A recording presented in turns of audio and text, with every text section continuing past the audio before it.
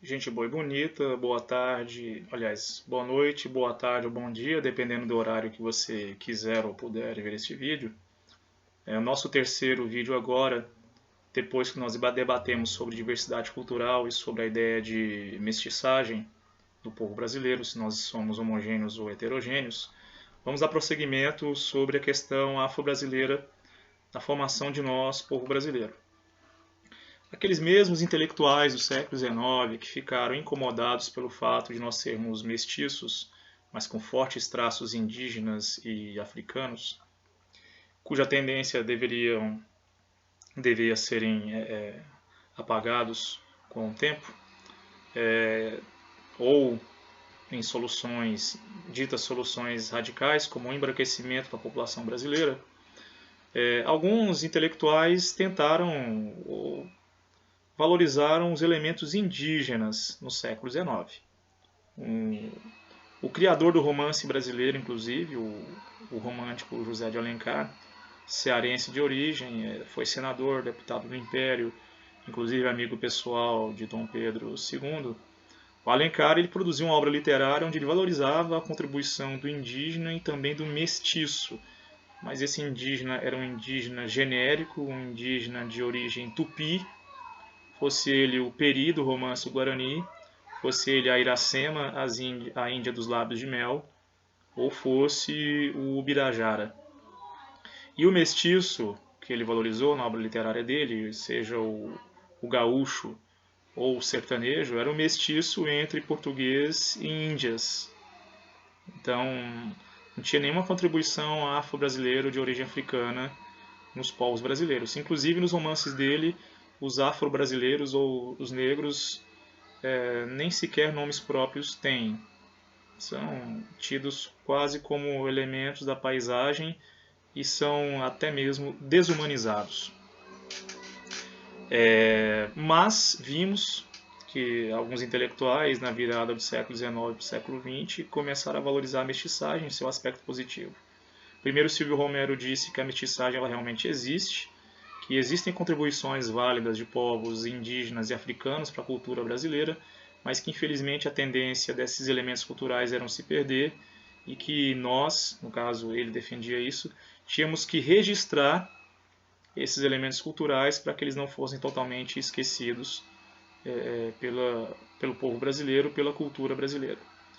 Vimos também que intelectuais como Guerreiro Ramos e Gilberto Freire passaram a valorizar a democracia racial, no caso do Guerreiro Ramos, e o Gilberto Freire a valorizar a mestiçagem como algo positivo do povo brasileiro, e é que a mestiçagem era justamente a principal contribuição que nós brasileiros tínhamos que dar para o restante da humanidade. Mestiçagem essa não somente biológica, mas a mestiçagem também e principalmente cultural. Pois bem, somos mestiços? Podemos dizer que sim. Agora, em que medida ou em que proporção essas contribuições culturais as portuguesas já conhecemos, mas de que maneira as contribuições culturais africanas e indígenas têm peso na nossa vida, no nosso dia a dia, na nossa maneira de ser e na nossa cultura?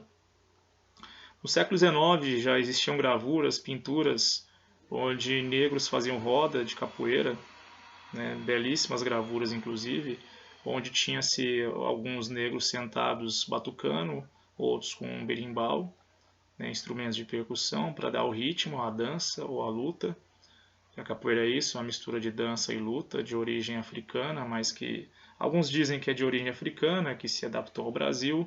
Outros dizem que tem elementos africanos, mas é uma arte marcial, é uma luta misturada com dança que surgiu aqui no Brasil e que tinha relações diretas com as religiões afro, no caso principalmente o candomblé.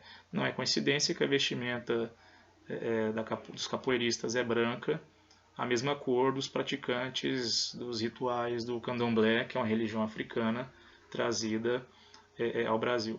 Então existem gravuras do século XIX onde a capoeira era praticada e as autoridades policiais reprimiam a capoeira. Não, o argumento explícito eram que a capoeira era associada a negros, vadios ou vagabundos. Aliás, a vadiagem ou a vagabundagem foi tida como crime durante o Império e até as primeiras décadas da República, e a capoeira foi criminalizada. E os praticantes da capoeira eram perseguidos e inclusive presos por prática de vadiagem ou vagabundagem. Então, para as autoridades imperiais e republicanas das primeiras décadas, onde se tinha uma roda de negros jogando capoeira ou lutando capoeira, tinha-se uma roda de vagabundos ou de vadios. Mas, felizmente, nas primeiras décadas do século XX, a partir de 1930, uma política de Estado, naquela mesma onda do Guerreiro Ramos, do Gilberto Freire, no governo Vargas houve aquilo que nós chamamos de nacionalização de certos elementos culturais, inclusive de matriz afro. A capoeira demorou um pouquinho a ser valorizada como legítima prática ou elemento cultural brasileiro. A capoeira só foi descriminalizada na década de 50, exatamente no ano de 1953, principalmente pela defesa muito enfática de um grande mestre de capoeira, que é o mestre Bimba, se eu não me engano, lá do Recôncavo Baiano. E somente na década de 1950, no ano de 1953, a capoeira foi descriminalizada e admitida como legítimo elemento cultural brasileiro. Capoeira hoje nós sabemos que todos os segmentos socioeconômicos e étnicos da sociedade brasileira praticam, independente de saberem, aliás, a maioria não sabe, e nem os interessa saber, que esse elemento cultural é um elemento de matrizes africanas, né? Uma mistura de dança com luta. Inclusive, as autoridades imperiais e republicanas achavam péssima a capoeira porque os, os negros capoeira usavam a capoeira como luta e davam belíssimas surras na polícia imperial e na polícia republicana. Aí tinha um certo ranço vingativo das autoridades em criminalizarem e prenderem os negros capoeira. Outro símbolo de matriz africana, de elementos culturais africanos que foi nacionalizado, foi a Virgem de Aparecida. E essa Virgem de Aparecida, eu percebi isso em 2016, se não me engano, dando aula ao segundo ano do ensino médio, justamente sobre esse tema, diversidade cultural, que a Virgem de Aparecida é gritante a presença de elementos culturais africanos nela. E é inevitável fazer a associação entre ela e a deusa do candomblé, ou orixá do candomblé, chamada de Iemanjá. Se você pesquisa, se você quiser pesquisar as imagens de Iemanjá, mostra-se uma mulher, a cor da pele é cor de pele clara, mas a cor de pele não importa tanto porque os praticantes do candomblé não se prendem à questão da imagem do orixá, ou do deus, ou da deusa. O que importa para eles é a manifestação do orixá no mundo terreno. Só que essa deusa é representada como uma mulher de tom de pele claro, caminhando sobre as águas, possivelmente águas do mar. Acima dela tem um céu estrelado com a lua nova ou lua crescente. Ela usa uma roupa azul celeste, inclusive mais ou menos o tom dessa minha camisa de uniforme. E onde ela pisa nascem, detalhe, né? Nascem rosas brancas. Rosas brancas. Beleza.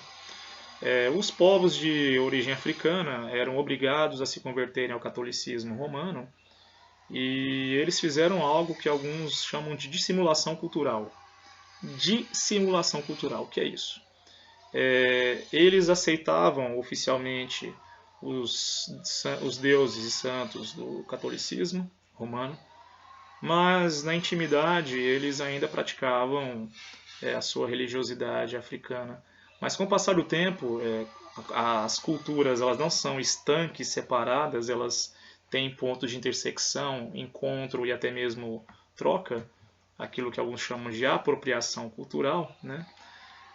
Então, mas isso principalmente os católicos se apropriaram culturalmente de elementos culturais africanos. A Virgem de Aparecida é um exemplo. Se você vê representações imagéticas dela, de grande porte, médio grande porte, mostra-se uma mulher negra. Tem a versão oficial, porque a imagem dela tem a cor escurecida, mas ela é uma mulher negra, em primeiro lugar. Em segundo lugar, ela veste uma túnica, uma veste azul celeste, tendente mais ao escuro, e nesse manto, nessa veste, existem estrelas. Lembra o céu estrelado acima da Iemanjá. E aos pés dessa santa tem rosas brancas, as mesmas rosas brancas que nasciam onde Iemanjá caminhava. Então, isso é um exemplo do sincretismo cultural, da fusão de elementos culturais de matrizes diferentes que geraram algo novo. E esse algo novo, por exemplo, é a Virgem de Aparecida, que tem elementos culturais de uma deusa africana, que é Iemanjá, que elementos culturais esses que foram fundidos com a Virgem de Aparecida. E nós, brasileiros, aí tem o peso forte da matriz africana. Isso mostra o peso da contribuição africana para a formação cultural e étnica brasileira. Os católicos brasileiros, a grande maioria deles, venera e respeita uma santa negra, a Virgem de Aparecida, desconhecendo ou simplesmente ignorando, sendo alheios ou não importa, que essa santa ela tem elementos culturais de matriz africana, de uma religião chamada Candomblé, especificamente de uma deusa chamada Iemanjá. E outras coisas também. Lendo um livro sobre cultura popular, ontem eu comentava com minha esposa, com a Cris, uma planta que nós conhecemos como espada de São Jorge. Essa planta, muitos comerciantes colocam na porta dos seus comércios como uma forma de defesa contra mal-olhado e inveja. Essa prática, para quem não sabe, é uma prática de matriz africana, de praticantes do candomblé, que acreditavam que essa planta, a espada de São Jorge, que era a associação que os praticantes do candomblé faziam com Ogum, um orixá do trovão, do raio, e também ferreiro e artesão. Quando os praticantes do candomblé adoravam ou ainda fazem referência a São Jorge, eles estão associando São Jorge a Ogum, ao orixá. Então esse orixá, ou aquilo que o representa, no caso a espada de São Jorge ou a espada de Ogum, afastaria o mal-olhado, a inveja e o olho gordo do comércio das pessoas, e as pessoas, infelizmente, ou não importa agora, simplesmente desconhecem essas práticas culturais corriqueiras que fazem parte da nossa cultura brasileira, e elementos culturais esses que a maioria deles desconhecemos a sua raiz, mas simplesmente os praticamos porque assim foi passado a nós por nossos avós e pais, e tendo filhas e filhos, passaremos a nossas filhas e filhos, e assim eles passarão às gerações que virão depois. Infelizmente, isso não impede que nós sejamos racistas, existe um racismo forte no Brasil. Racismo brasileiro que foi evidenciado por vários intelectuais, um deles foi um sociólogo chamado Horaci Nogueira, que comparou o racismo brasileiro ao racismo estadunidense. Para ele, o racismo estadunidense é um racismo de origem, ou seja, basta uma pessoa ter um ancestral africano que ela já é qualificada como negra ou afro-americana. Já o racismo brasileiro é um racismo de cor, ou seja, não importa se a pessoa teve um ancestral negro, o importante é que ela não tenha fenótipo de origem africana, ou seja, cabelo crespo, nariz arredondado, lábios carnudos e pele escura. E se ela não tiver esse fenótipo africano, ela é considerada uma pessoa branca. Agora, se ela tiver algum traço, algum fenótipo de origem africana, ela pode, possivelmente, vai sofrer aquilo que nós chamamos de racismo. Enfim, temos sim contribuições, elementos culturais de origem africana. Podemos dizer que somos, em parte, afro-brasileiros e que isso é bom, não é ruim. E que agora conhecemos alguma coisa, infelizmente a maioria desconhece, mas sigamos suaves e serenos e continuemos a estudar. próximo vídeo veremos sobre a questão indígena. Até mais.